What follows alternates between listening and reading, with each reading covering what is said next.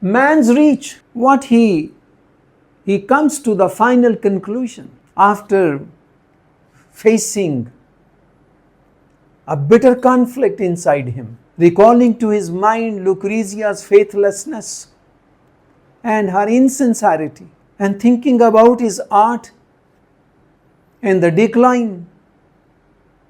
All his creativity is gone. No enlightened mood, no creativity. And in moments of great depression, he says, whatever you cherish, the goal you cherish, the aim, the grand aim of one's life should be beyond man's reach. Cherish a goal, never ever to get, so that you spend your whole life struggling. Think high, cherish a goal so big, so mighty a goal, that it should remain beyond your grasp, beyond your reach. If you cherish a petty, ordinary, trivial goal, after some trouble, after some struggle, you achieve that goal.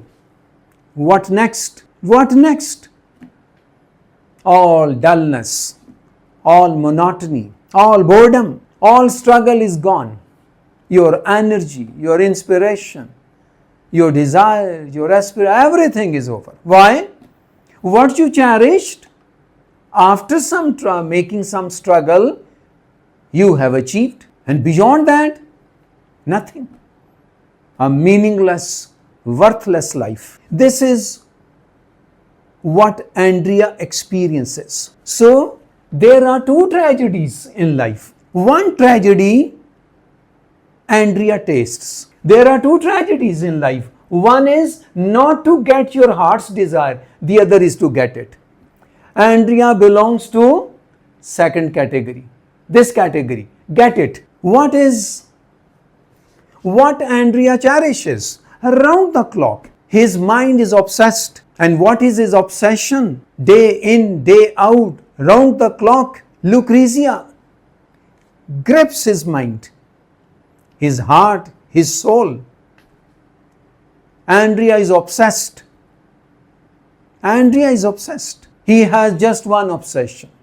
He lives for that obsession. He dies for that obsession. He becomes blind. No other thought, no other desire is in his mind, in his heart. He spends sleepless nights cherishing the desire. And what is that desire? To marry Lucrezia. How petty, how trivial the goal or the aim is. And the time comes, he is famous, Andrea is famous, Andrea is wealthy, he is very well known all over Italy, and he succeeds in marrying Lucrezia. The marriage takes place with certain conditions. He is ready to accept those conditions. Lucrezia, even after marriage, was a free woman. She had freedom of choice. She had freedom of movement. All the terms and conditions were accepted by Andrea. And the marriage takes place. He gets his heart's desire. He gets his heart's desire. And then he is face to face with a tragedy. There are two tragedies. One tragedy is experienced and tasted by Andrea. To get your heart's desire. Heart's desire. When Lucrezia leaves, the lovers whistle. She leaves the art gallery. She leaves Andrea. What is left? Nothing. His all interest in life, all charms, all excitement, all joy, all pleasure, all smiles, everything is gone. All inspiration is gone. Hand to mouth, a poor man, a miserable life. And how to spend the remaining years of life? Once you get your heart's desire, What is left? State of nothingness, meaninglessness of life. This is what Andrea feels. Meaninglessness, purposelessness, aimlessness. An aimless, a worthless, a purposeless life. You can't spend even a microsecond without a goal, without an aim, without struggle. Struggle is life. Struggle is hope. As long as you struggle, you remain hopeful. It is hope that makes you struggle, that keeps the struggle alive. You are hopeful, you are optimistic, you are optimistic that sooner or later, one day, you would manage to get your heart's desire. You will get your goal. It is this hope that motivates you. It is this hope which gives you energy and strength, which gives you courage, which makes you determined. And you keep on struggling and struggling with the hope that one day, sooner or later, you would reach your destination, you would get your goal. This is not the case with Andrea.